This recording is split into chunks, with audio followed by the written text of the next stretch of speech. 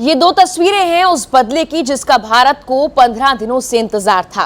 पहलगाम में गई 26 जानों का जवाब भारत ने पाकिस्तान में देर रात 9 ठिकानों पर एयर स्ट्राइक कर दिया है।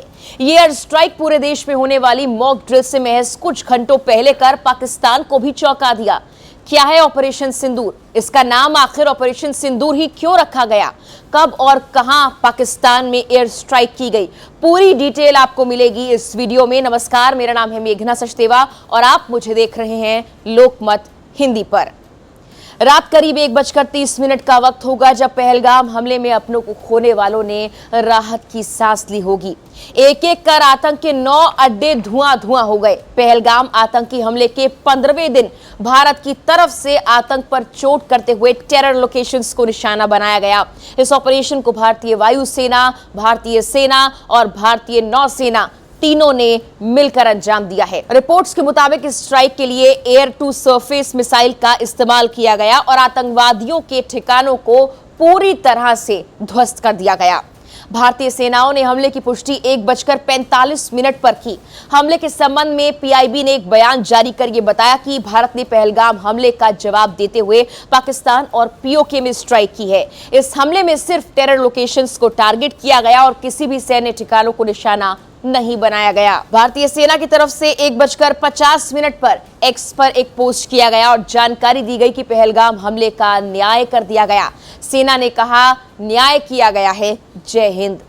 पाकिस्तान की तरफ से इसके बाद से लगातार सीमा पर सीजफायर का उल्लंघन भी किया जा रहा है, जिसका जवाब भी भारतीय सेना लगातार दे रही है। पाकिस्तान ने अब तक 6 लोकेशंस पर 24 हमले की बात स्वीकार की है और इस बीच उसका कहना है कि जवाबी कार्रवाई की जाएगी। अब एक एक कर उन आतंकी लोकेशंस के बारे में आपको बताते हैं जहां पर आखिर स्ट्राइक की गई है। बहावलपुर अंतर्राष्ट्रीय सीमा से लगभग 100 किलोमीटर दूर स्थित यहां जैश-ए मोहम्मद का मुख्यालय था, जिसे भारतीय सेना ने ध्वस्त कर दिया है। मुरीद के यह आतंकी ठिकाना इंटरनेशनल बॉर्डर से 30 किलोमीटर दूर स्थित है। यहां लश्कर-ए-तैयबा का शिविर था जो कि 26/11 मुंबई हमले से जुड़ा था। गुलपुर यह आतंकी ठिकाना एलओसी पुंछ राजौरी से 35 किलोमीटर दूर स्थित है। लश्कर कैंप सवाई यह आतंकी ठिकाना पीओके तंगधार सेक्टर के अंदर 30 किलोमीटर दूर है। बिलाल कैंप जैश-ए मोहम्मद का लॉन्च पैड, ये ठिकाना आतंकवादियों को सीमा पार भेजने के लिए इस्तेमाल किया जाता था। कोटली एलओसी से 15 किलोमीटर दूर स्थित लश्कर का शिविर, ये 50 से अधिक आतंकवादियों की क्षमता वाला एक ठिकाना बताया जाता था। बरनाला कैंप यह आतंकी ठिकाना एलओसी से 10 किलोमीटर दूर स्थित था। सरजाल कैंप सांबा कठुआ के सामने इंटरनेशनल बॉर्डर से 8 किलोमीटर दूर स्थित जैश का प्रशिक्षण केंद्र।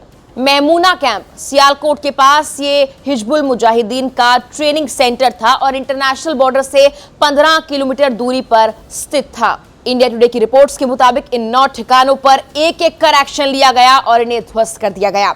भारतीय सेना ने अपने एक ट्वीट के जरिए ये साफ किया है कि ये कार्रवाई कितनी जरूरी थी। ऑपरेशन सिंदूर एक तरह से उन महिलाओं के दर्द को थोड़ी राहत देगा जिन्होंने पहलगाम हमले में अपने पति यानी अपने सुहाग को खो दिया। जिस तरह से आतंकवादियों ने बैसरन में टूरिस्ट पर गोलियां बरसाई, उनकी पत्नी और बच्चों के सामने उन्हें मारा, वो स्तन करने वाला था। अब भारतीय आर्म्ड फोर्सेस ने इसी का बदला लिया। पाकिस्तान और पाकिस्तान अधिकृत कश्मीर में आतंकवादियों के कई ठिकानों पर हमला किया गया है। भारत द्वारा जवाबी हमले का कोड नेम था ऑपरेशन सिंदूर। ये पहलगाम में मारे जाने वाले पुरुषों की पत्नी और सुहाग के प्रति संवेदना को दर्शाता है। हमले से पहले भारत ने पाकिस्तान के खिलाफ कई कूटनीतिक कदम भी उठाए थे, जिससे पाकिस्तान बौखला गया था। मंगलवार शाम को एक नोटिस टू एयरमैन यानी नोटाम जारी किया गया था, जिसमें यह कहा गया था कि भारतीय वायुसेना पाकिस्तान के साथ अंतर्राष्ट्रीय सीमा पर बड़े पैमाने पर सैन्य अभ्यास कर रही है। आईएएफ ने इसे पूर्व नियोजित नियमित ट्रेनिंग अभ्यास कहा था, जिसमें सभी लड़ाकू विमानों को हिस्सा लेना था। लेकिन इससे पहले ही पाकिस्तान पर एक बड़ा हमला और बड़ी चोट कर दी गई। हमले के बाद रक्षा मंत्रालय द्वारा जारी एक बयान में कहा गया कि हमारी कार्रवाई केंद्रित, नपीतुली और गैर बढ़ाने वाली प्रकृति की रही है। किसी भी पाकिस्तानी सैन्य प्रतिष्ठान को निशाना नहीं बनाया गया। भारत ने लक्ष्यों के चयन और निष्पादन के तरीके में काफी संयम दिखाया है। इसमें कहा गया कि हम इस प्रतिबद्धता पर काम कर रहे हैं कि हमारे इलाके में किसी भी आतंकी घटना के लिए जिम्मेदार लोगों को जवाबदेह ठहराया जाए। फिलहाल के लिए इस वीडियो में इतना ही।